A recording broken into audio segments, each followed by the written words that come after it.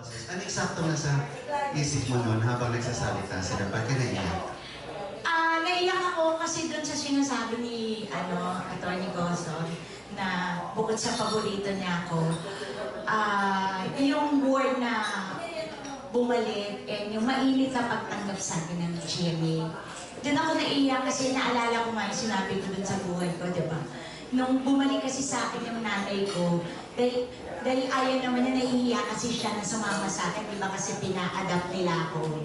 Tapos nahihiya siya na bakit sabihin ng nanay ko na porket artista na ako, pupunta siya dun sa akin.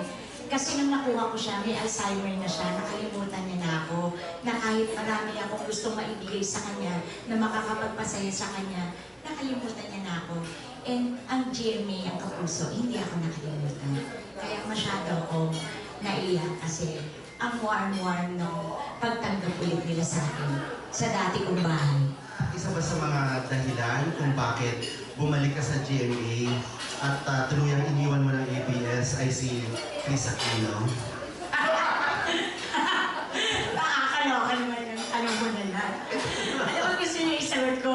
Oo! Hindi, joke lang. Joke lang na talaga yun? Oo, hindi naman. Ano ba? Di ba nagkabati na nga kami nung kasal ni Kambal? So, yun na yun. Nagkabati na kami, okay na yun. Siyempre, iba na ngayon. Dahil una sa lahat, hindi na kami roommates. Magkapit-bahay na lang kami. Kasi nandito na ako, nandun na siya. Siyempre, iba na yun. Pero, I wish her well. Okay pa rin. Masaya naman. Yun na yun, Cordy. Okay. At least, pero last na lang, you consider her a friend pa rin. A friend? A friend.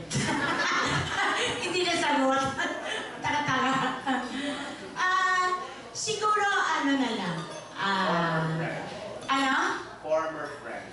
Yun, tama. A former friend and a former roommate.